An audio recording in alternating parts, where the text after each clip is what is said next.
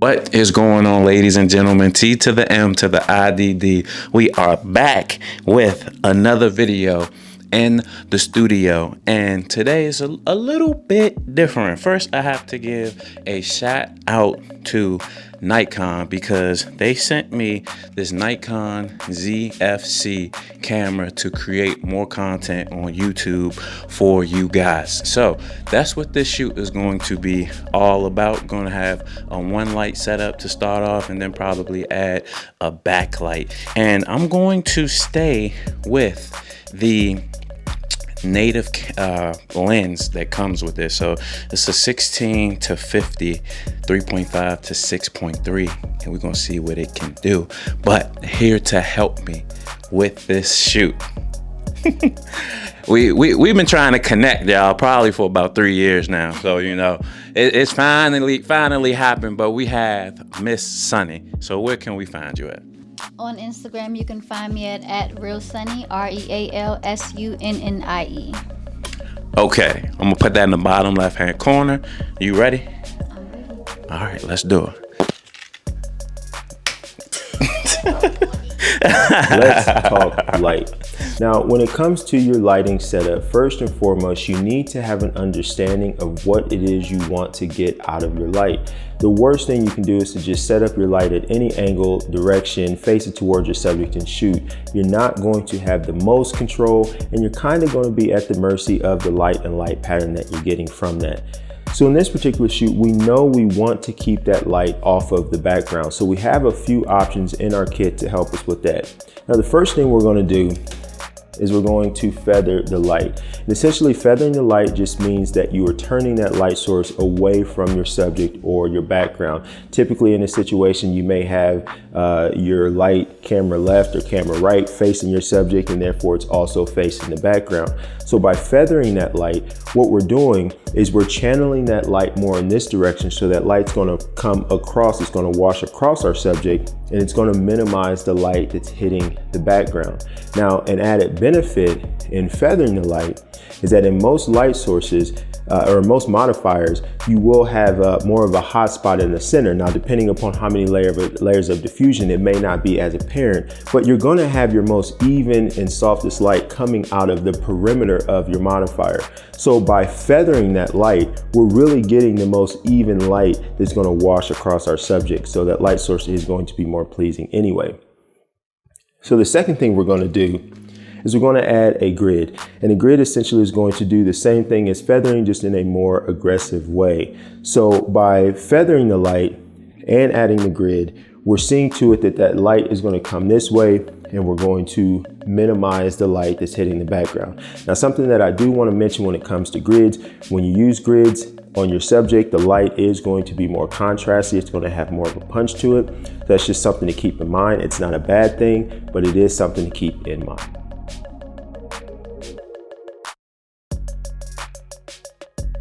And with this, let's bring that elbow in just a little bit. Your left. All right.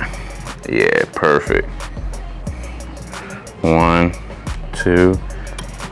All right, 1, 2.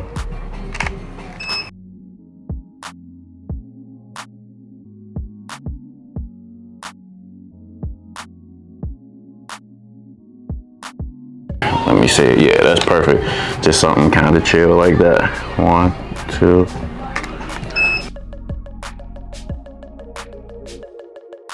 Now that our key light is in place and we're minimizing the light that's hitting our background, we want to bring in a second light to serve as a rim light to add some separation in between our subject and our background.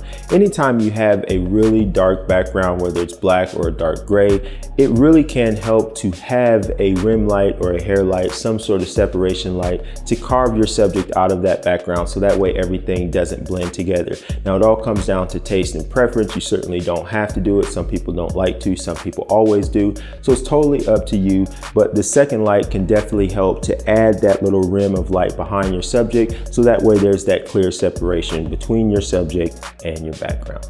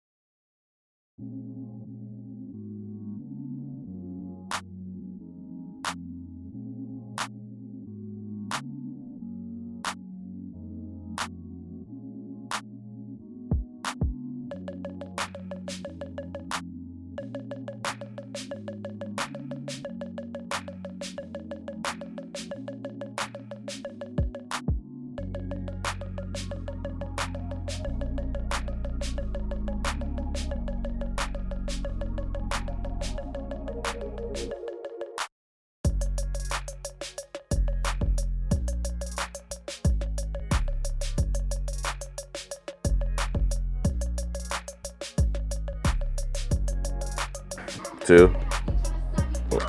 Perfect. Okay, with the toes pointed. Oh, 1, 2. Perfect. Perfect.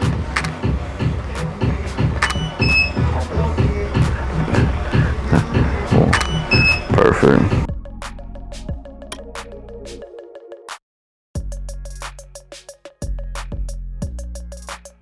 One, two.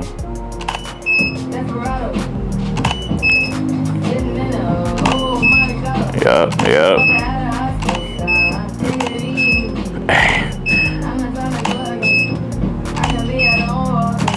Alright, hold it.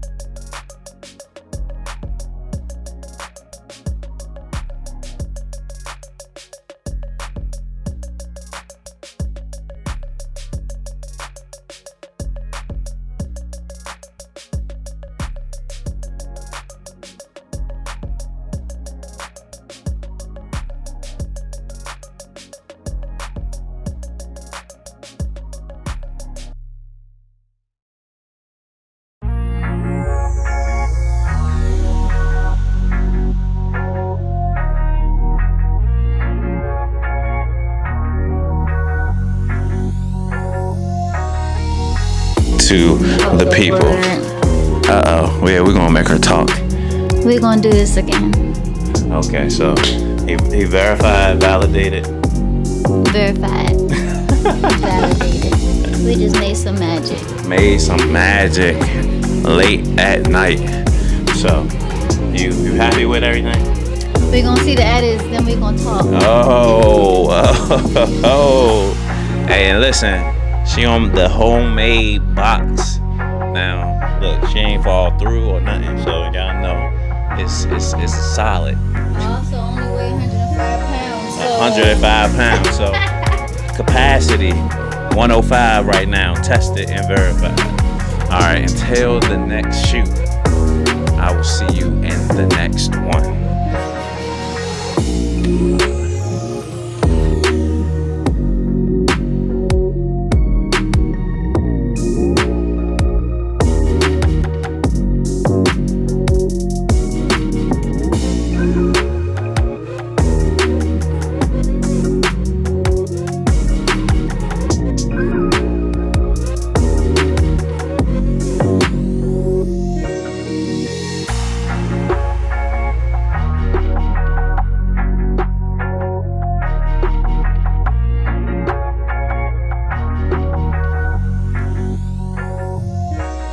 Now another option you have is to move your light source away from your background, and in doing that you'll start to get into the inverse square law, which we're not going to go into detail in this video because it's a whole topic in and of itself. But just know that the further you move your light source and your subject, they need to be close together. The further you move them away from your background, the more fall off you're going to have from your light, and the more fall off you have, the less light that's going to hit your background. So if you have your subject and your light source, if everything is right on the background, it's going to be more difficult to keep that light off of the background because everything is so close. But if we can pull everything away and we can have our subject away from the background, we can have our light source away from the background, now we have that distance, and that distance will bring in the inverse square law, and it will help to have more fall off on the background. And depending upon how much distance you have, you can turn your background completely black, you can turn it gray, you can turn it white. You have a lot of options with the inverse square law.